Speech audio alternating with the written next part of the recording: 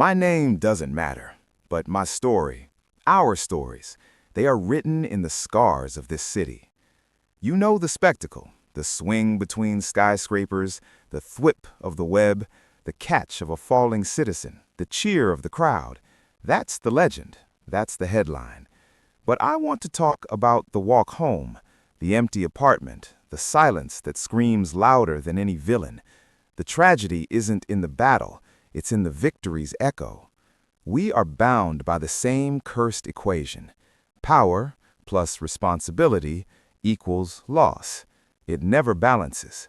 They call us heroes, but what does that title mean when your greatest strength is also the reason your life crumbles to dust? I have lived this curse. I have seen other versions of myself live it, and the question that haunts the quiet moments is this: which of us paid the highest price? Whose story is etched not in triumph, but in a sacrifice so complete it echoes in a void where no one remembers your name? To find that answer, we must look into the eyes behind three different masks. We must walk three different paths of pain. Let's begin with the first of us, the one who learned the lesson from the gentlest teacher. His name was Leo.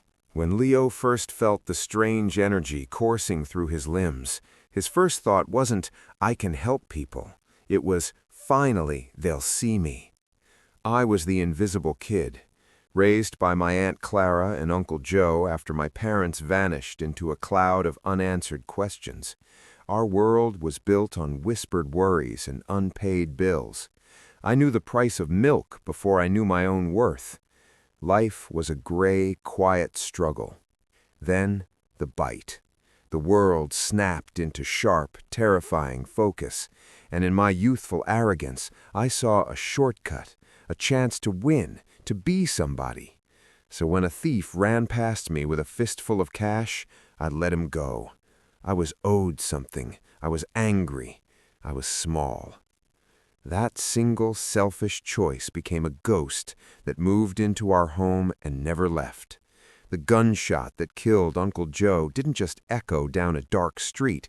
It reverberated forward, tainting every sunrise of my life. He wasn't just taken from me. I had held the door open for his killer. His last words to me, "With great ability comes great duty," weren't inspiration. They were a verdict, a life sentence of penance. From that moment, I was trapped in a machine with no off switch. As Spider-Man, I fought men who wanted to drown the city in fire and chaos. The vulture, the octopus, creatures of sand and symbiotes. And with every city-saving victory, a piece of my personal life would shatter. I'd web up a runaway subway car and get fired from my pizza delivery job for being late. I'd stop a bank heist and fail my chemistry final. The girl I loved, Eliza, how many sunsets did she watch alone because I was late? How many promises dissolved like mist? I was a ghost in my own relationship. And my brother in all but blood, Harry, our friendship became a war zone. His father's legacy was a poison in his veins, and he believed I was the cure. Fighting him, watching the friend I built tree houses with become a stranger filled with hate, that was a special kind of hell. We found peace at the end, but the cost was another funeral, another empty chair at a table that kept getting smaller. My tragedy wasn't a sudden explosion, it was erosion. It was watching my dreams, my connections, my chance at a normal life slowly wash away with every swing to do the right thing. I ended up with Eliza, but the space between us was filled with all the things we'd lost. I was always exhausted. I was always apologizing. I was forever anchored by that one moment of selfishness. But what if your tragedy isn't a slow, grinding wheel? What if it's a single lightning strike that splits your life into a before and an after? If Leo's burden was a weight carried for miles, then the next of us, let's call him Miles, his life was defined by a crack of thunder that never faded. My story began with a mystery. My parents, brilliant minds, disappeared on a research trip. Gone, no traces, just a silent, aching question mark at the center of my childhood. My Aunt Anna and Uncle Ben were my refuge. Their love was a fortress, but a child always senses when a piece of their world is missing. When I got my powers, I didn't stumble into them. I hunted them down in a gleaming laboratory called genetics, desperate for any answer, any change. The spider was a key, and for a glorious, terrifying week, I was invincible. I could rewrite the rules. Then came the night with Uncle Ben. It wasn't a distant sound, it was up close. It was the warmth leaving his eyes while mine were wide open, staring. I could have stopped it. My reflexes were faster than light, but my judgment was slow and poisoned by pride. That moment didn't create Spider-Man. It forged a weapon of rage. I didn't want to protect the city. I wanted to scour it clean of every criminal, to make them feel a fraction of my pain. And just as I was learning to shape that fury into something resembling purpose, I met her, Gwen. She was sunlight cutting through storm clouds, brilliant, fearless, with a laugh that could disarm my darkest moods. She didn't love Spider-Man despite the mess. She loved the man within it. Her father, Captain Stacy, died in a battle with a monster called the Lizard. His final act was to look at me and demand, "Stay away from my daughter. That's how you keep her safe." I promised him, and I broke that promise every single day, because being without Gwen felt like suffocation. We dreamed of a future. We made plans, talked about moving to a city where no one knew our names. For a fleeting, beautiful moment, I let myself believe the universe might grant me this one mercy. The universe grants no such mercies. It is a balance sheet, and joy is a debt that comes due with terrible interest. My greatest battle wasn't against Electro's blinding storm or the Rhino's charge. It was in the groaning, grinding heart of the old Metrotech clock tower. Harry, my friend, twisted by his father's sickness into something called the Goblin, had her. He dangled Gwen above a pit of spinning gears and shattered machinery. The fight was a blur of screams, green fire, and the deafening tick of the clock. I webbed everything, the goblin, the deers, the falling debris. I caught her. My web struck true, a perfect line in the chaos. A surge of relief, pure and electric, shot through me. Then I heard it, a sound that has taken up permanent residence in my soul. A short, wet, final crack. The whiplash of the stop, my power, the very thing meant to save her, was too much. I pulled her up, and she was just gone. The light, the future, the sound of her voice, all extinguished by my own desperate, loving action. I held her in that broken tower, and the world didn't go silent. It became a void, a hollow, meaningless place. My tragedy wasn't erosion. It was an extinction-level event. Losing Gwen wasn't just losing my love. It was the annihilation of the last remaining good thing in a life already stripped to the bone. Parents gone, Uncle Ben gone, Captain Stacy gone, Gwen gone. I became a specter in a costume. I saved people, but it was a mechanical, joyless motion. The quips died in my throat. I stopped pulling my punches.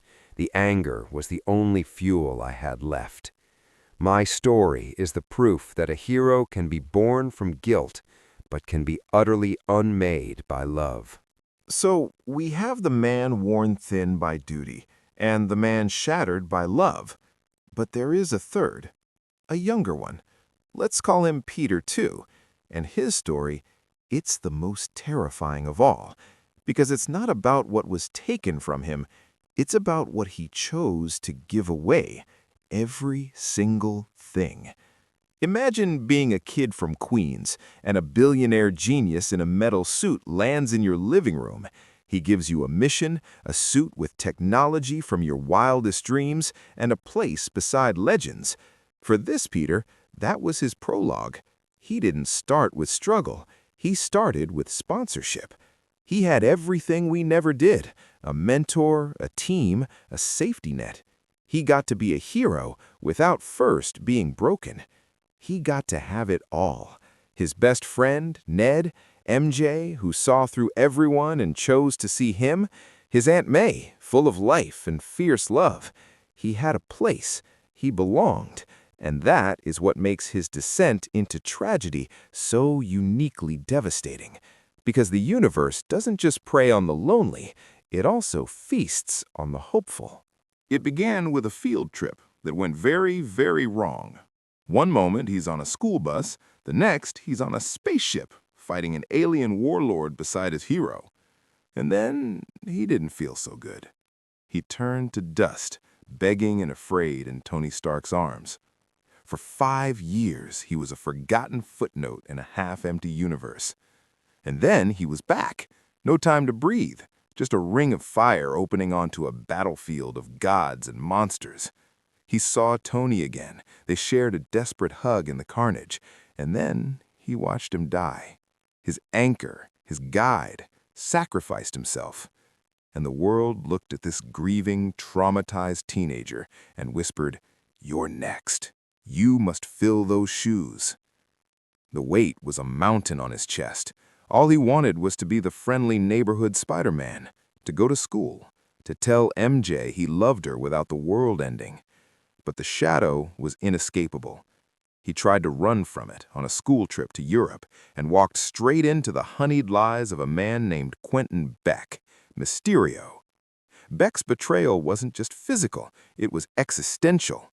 He performed the ultimate theft. He ripped Peter's secret identity from him and broadcast it to the world, framing him for terrible destruction.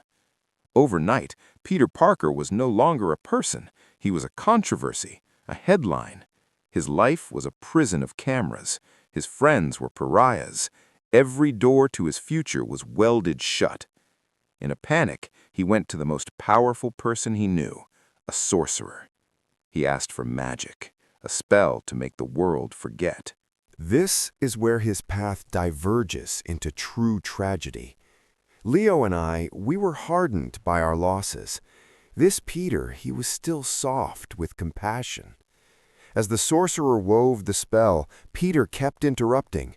"Wait, MJ has to remember. Ned can't forget me. My Aunt May needs to know."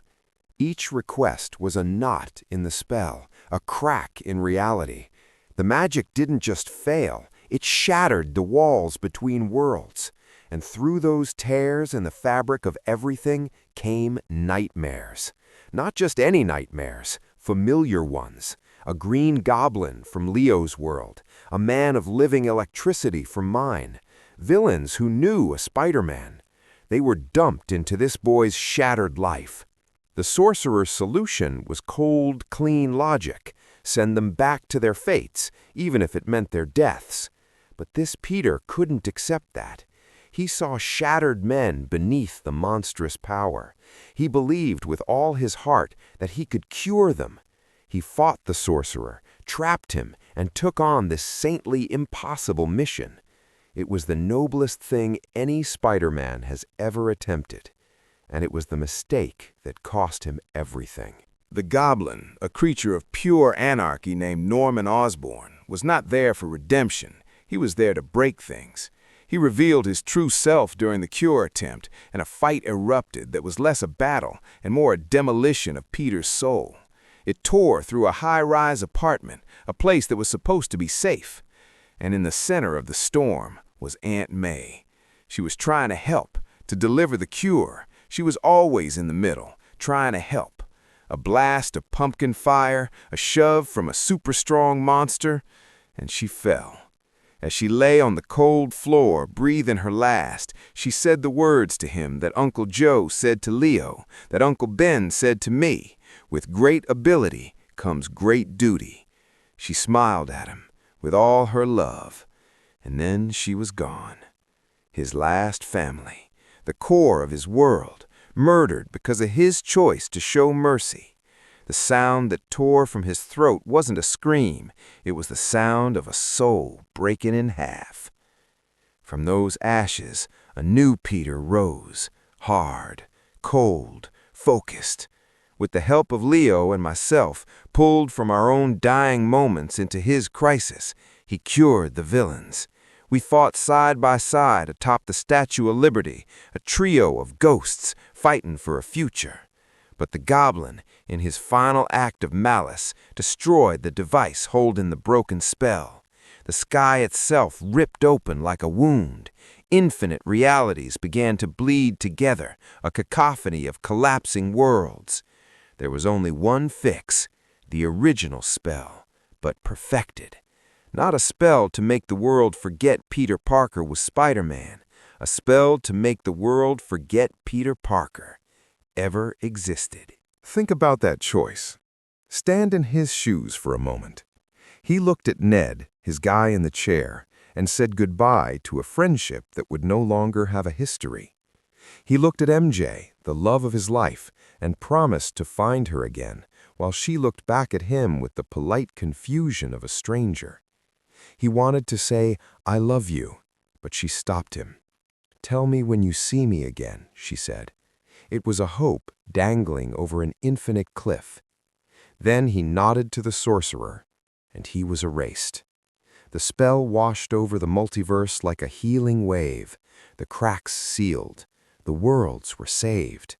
And Peter Parker was alone. Not lonely. Alone in a way few beings ever are. We see him months later.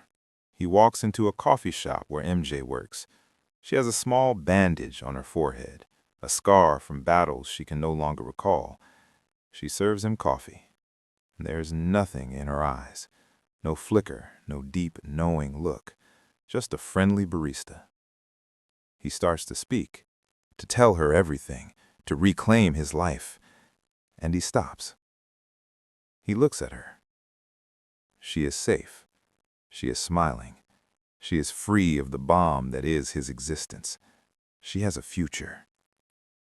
And for the second time, he chooses to let her go. He walks away. He rents a tiny, empty room. He stitches together a new suit by hand, thread by thread. No AI, no holograms, no help. It's just him. He is Spider-Man, but Peter Parker is a ghost. A memory locked inside a single mind. He has no family, no friends, no mentor, no team, no identity. He is the guardian of a city that has no idea who he is, fighting a war with no end and no one to come home to. Ever. So, who has the most tragic story? Leo's tragedy is the tragedy of endurance. It is the slow, honest sacrifice of a normal life. It is relatable pain, the guilt that weighs, the love that strains, the poverty that is the true cost of the suit. His is the pain of the working hero. Miles' tragedy is the tragedy of the fracture. It is a life defined by a single irreparable moment. It is love transformed into a tomb. It is the haunting, the ghost in the machine, the transformation from a witty hero into a vessel of endless grief. His pain is absolute and sharp. But Peter, his tragedy is the tragedy of erasure. He didn't just lose people. He lost his place in the universe. He had the community, the love, the support we all craved, and he chose, out of a duty refined by unbearable loss, to burn it all down. He sacrificed not just his life, but his very right to be remembered. He is a shadow, a secret even to himself. He is completely, cosmically alone before his life has even truly begun. His pain is existential. It is the pain of choosing to become a ghost. The answer for me is clear. The greatest tragedy is not having something torn from you. It is choosing to let go of every hand that could ever pull you back into the light and swinging away into the cold, perpetual night, knowing with absolute certainty that no one is waiting and no one ever will be again. The most tragic Spider-Man is the one who saved all of reality, but in doing so, ensured he would never, ever be a part of it. He is the hero who volunteered to be forgotten. And that is a silence deeper than any abyss we have ever swung over.